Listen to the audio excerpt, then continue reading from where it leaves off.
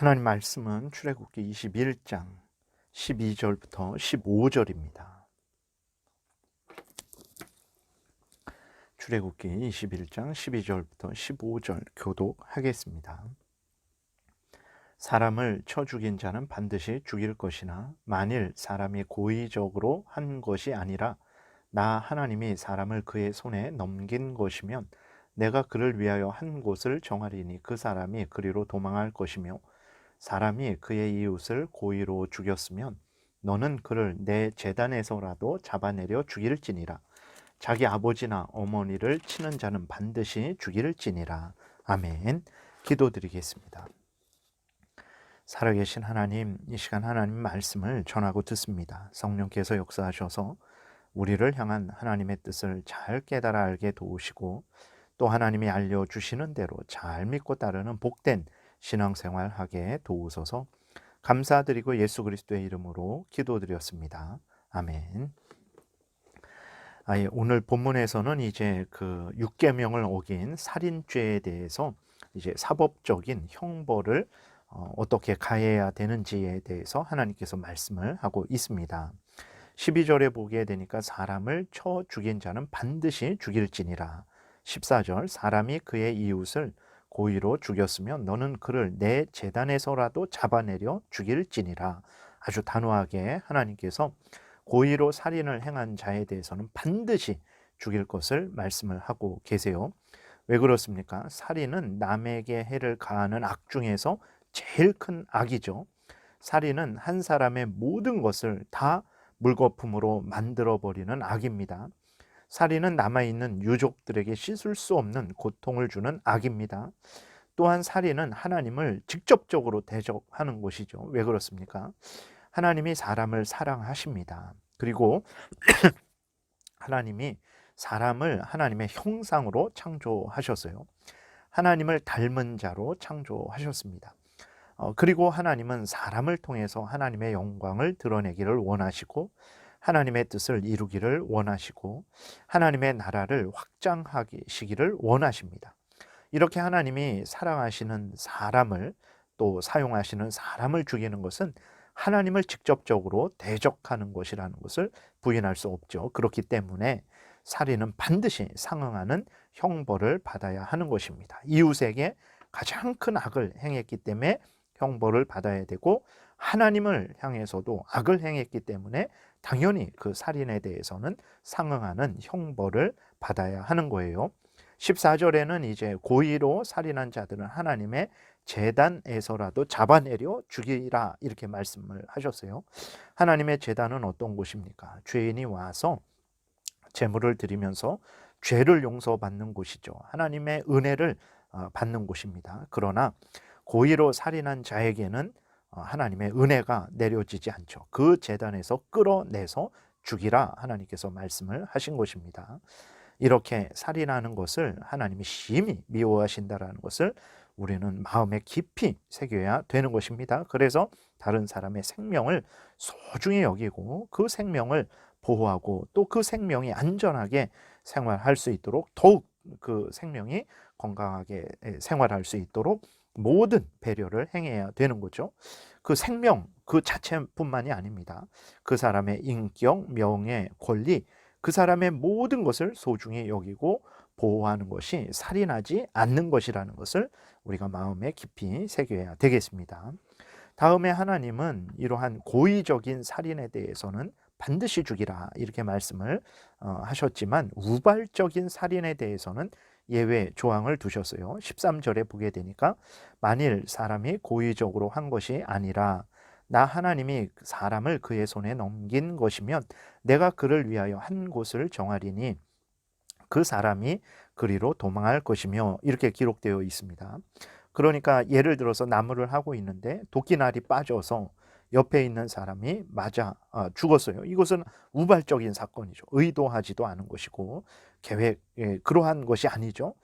그럼에도 불구하고 이렇게 우발적으로 사람이 죽었을 때에는 그 죽인 사람은 죽이지 않는 거죠. 도피성으로 피난하여서 생명을 유지할 수 있다라고 하나님께서 말씀을 하시는 것입니다. 왜 그렇습니까?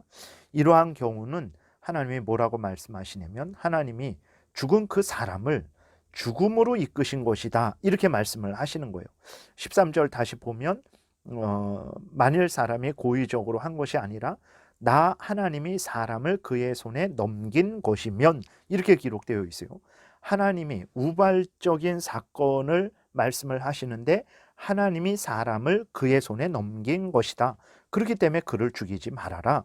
그는 도피성으로 피해서 생명을 구할 수 있다. 이렇게 하나님이 말씀을 하시는 거예요. 참으로 놀라운 말씀입니다. 우리들은 잘 이해하지 못하죠. 정확하게 파악하지 못합니다. 그럼에도 불구하고 이 말씀을 통해서 하나님께서 우리에게 알려주시는 것은 무엇입니까? 사람이 죽고 사는 것, 사람의 생사화복은 우연히 일어나는 일이 아니고 하나님의 은밀하신 섭리하심에 의해서 하나님의 주권에 의해서 일어나는 일임을 알려주고 계신 것이죠. 마태복음 10장 20절에 보게 되면 참새 한 마리가 땅에 떨어지는 것도 하나님의 허락에 의한 것이다 이렇게 말씀을 하세요. 하물며 그 미물인 참새의 죽고 사는 것도 하나님의 허락에 의해서 하나님의 주권에 의해서 섭리에 의해서 되어지는 것인데 그 하나님의 형상으로 지음받은 인간이 죽고 사는 것이 어떻게 우연히 일어나겠습니까? 그래서 하나님은 인간적인 눈으로 봤을 때 우연히 일어나는 그 일을 가지고 말씀하시기를 내가 그 사람을 그의 손에 넘겼다 이렇게 말씀을 하시는 거예요. 그렇기 때문에 그 우발적으로 살인한 사람 그 사람을 죽이지 말고 도피성으로 피하게 해서 거기서 생명을 건지게 해라 이렇게 말씀을 하신 것입니다. 참 우리 눈에는 참 이해할 수 없는 그러한 일이죠. 그럼에도 불구하고 우리가 이 모든 우리의 한 개인의 생사화복, 그 다음에 온 인류의 그러한 모든 역사가 살아계신 하나님의 섭리하심에 의해서 되어진다라는 것을 우리가 분명히 깨달아 알아야 되겠습니다. 이러한 섭리에 순종을 해야지 그러한 하나님께서 섭리하고 계신데 그 섭리에 대적하는 그 고의로 아주 계획적으로 그 이웃을 살인하는 일은 참으로 하나님으로부터 큰 형벌을 받을 수밖에 없는 아주 큰 죄악이라는 것을 우리가 명심해야 되겠습니다. 15절에 보게 되면 자기 아버지나 어머니를 치는 자는 반드시 죽일지니라. 17절에 자기의 아버지나 어머니를 저주하는 자는 반드시 죽일지니라 이렇게 말씀을 하고 있어요. 부모에 대한 공경이 얼마나 중요한지를 하나님께서 말씀을 하시는 거죠. 15절에 아버지나 어머니를 친다. 이 친다라는 말은 죽인다라는 의미뿐만 아니라 뭐 주먹이나 몽둥이로 치는 것, 좀 더 나아가서 모욕, 멸시, 욕설 이런 것도 포함되는 의미입니다. 17절의 저주도 마찬가지죠. 모욕하면서 거역하는 것, 그런 의미로 저주라는 단어가 쓰인 거예요. 이렇게 부모를 치는 자, 부모를 저주하는 자는 반드시 죽이라 이렇게 하나님이 명령을 하셨어요. 당연한 일이죠. 자식이 자기를 낳아준 부모를 공격하는 일은 심히 사악한 일이죠. 그는 짐승만도 못한 일이 되는 것입니다. 그러나 이때도 부모 마음대로 사적으로 자식을 죽이라는 것이 아닙니다. 우리가 앞에서 살펴본 대로 12절 또 14절에서 사람을 쳐 죽인 자는 반드시 죽일지니다 라고 이렇게 말씀을 하셨을 때에도 사적인 복수를 말하는 것이 아닙니다. 반드시 공적으로 그러한 공권력에 의한 형벌이 가해지라고 하나님의 말씀을 하시는 것이지 사적인 보복을 하나님께서 말씀하시는 것이 아님을 우리가 명심해야 되겠습니다. 그래서 이 15절에서 그 아버지나 어머니를 치는 자 또 저주하는 자를 죽여라 이렇게 하나님이 말씀하셨을 때에도 이것도 공적인 형벌을 가하라는 의미지 부모가 사적으로 자녀에 대해서 함부로 행해도 된다 이러한 의미가 아닙니다. 그래서 보게 되면 신명기 21장 18절부터 보게 되면 부모를 거역하는 패역한 아들이 있을 때 그 부모는 어떻게 해야 되냐? 성읍 장로들에게 나아가서 재판을 받고 합당한 처벌을 가하라 이렇게 하나님이 신명기 21장에 18절에 말씀을 하셨어요. 그러니까 왜 그러냐면 이제 부모가 악한 오늘날에도 악한 부모들이 있잖아요. 참 부모 같지 않은 부모라고 말할 수 없는 부모가 있죠. 그 자식을 참 이렇게 살해하는 부모도 있는 거예요. 근데 이 시대만 그런 게 아니라 항상 과거에도 있었고 지금도 있고 앞으로도 있을 거예요. 그런 악한 부모들이 있죠. 그래서 그 악한 부모들이 그 어떤 그러한 자신들의 어떤 계획 가운데 가운데 그 자식을 죽이려고 하는 그러한 일들이 있을 수도 있는 것이고, 또 부모가 너무 예민해서 그냥 넘어갈 수도 있는 일임에도 불구하고 나를 저주하고 나를 쳤다 이렇게 할 수도 있는 거잖아요. 그냥 그 정도의 일이 아닌데도 불구하고 부모가 너무 예민해서 과도하게 행하는 것일 수도 있기 때문에 공적으로 그 일에 대해서 이제 분별이 돼야 되는 거죠. 그리고 또 그 자식은 그 죄가 확정이 되면, 그 죄를 지면 돌에 맞아 죽는 형벌을 당합니다. 근데 그 자식의 그러한 말도 듣지 않고 부모의 말만 듣고 그렇게 자식에게 돌을 던지는 것은 있을 수 없는 일이죠. 그렇기 때문에 하나님께서는 그러한 일이 있을 때는 반드시 그 장로들, 다시 말해서 성읍 장로들, 그러한 하나님의 말씀을 가지고 이제 공권력을 가지고 그렇게 공직을 행하는 그러한 장로들이죠. 그러한 장로들에게 나아가서 반드시 재판을 받고 합당한 처벌을 가하라, 이렇게 하나님께서 말씀을 하신 것입니다. 정리하면 죄로 오염되고 부패된 인간들은 자신의 부모, 형제, 이웃을 해야 하는 존재가 되어버린 거예요. 우리들도 똑같은 자들입니다. 우리들도 기회만 되면 아마 우리들의 죄성이 그 정도로 그렇게 발휘될 수 있는 환경이 되면 아마 우리들도 오늘 본문에 나오는 그러한 패역한 사람들 이상으로 우리들도 행할 수 있는 존재들이죠. 참으로 감사한 일은 무엇입니까? 우리들도 전혀 이러한 하나님 앞에 형벌을 받아 주고 마땅한 사람들과 다를 바가 없는데, 하나님께서 우리를 사랑하여 주셔서 그 죄에서, 그 사탄의 종로를 하는 데서, 그 악한 것을 좋아하고 악한 것을 따라 살아가는 그러한 죄된 삶에서 우리를 건져 주신 거죠. 예수 그리스도의 피로 우리를 씻어 주시고 성령께서 거듭나게 하심을 통해서 우리를 하나님의 자녀로 삼아 주신 거예요.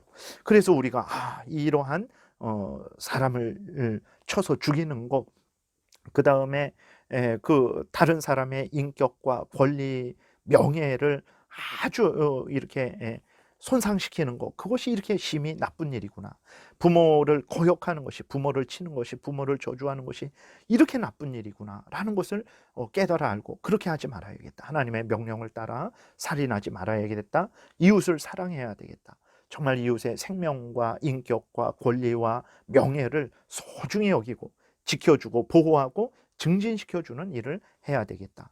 부모를 위해서, 정말 우리 자신을 낳아준, 나를 낳아준 부모를 위해서 공경해야 되겠다. 이러한 그 생각을 갖고 부족하고 연약하지만 늘 하나님의 말씀을 따라서 살아가려고 하는 사람으로 만들어 주신 것입니다. 하나님이 우리를 이렇게 만들어 주시지 않았다면 우리가 언제 그러한 악을 행할 수도 있었을 거예요. 근데 하나님께서 우리를 예수 그리스도 안에서 구원해 주셨기 때문에 우리가 그것이 죄인 줄 알고, 우리가 미워하고 경계하고 하나님 명령 따라서 이웃을 사랑하는, 부모를 공경하는 그러한 복된 마음과 또 삶의 태도를 이제 갖게 된 것이죠. 어찌 우리가 감사하지 않을 수 있겠습니까? 우리를 이러한 패역한 죄악에서 건지신 하나님께 감사하며 또 하나님의 뜻을 따라서 이웃을 사랑하시고 또 부모님께 공경을 드리는, 부모님을 공경하는 복된 삶 살아가시기 바랍니다. 기도드리겠습니다.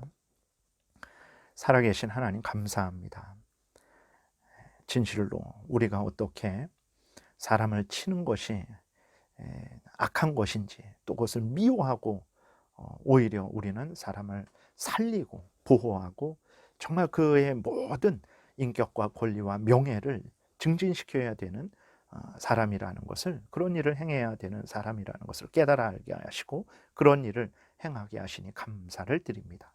하나님, 이것이 하나님의 영광을 드러내고 이웃을 살리고 나를 살리는 복된 삶이라는 것을 기억하고 하나님이 주신 이 은혜를 감사히 알고 열심히 준행하는 우리 모두가 되게 도와주옵소서.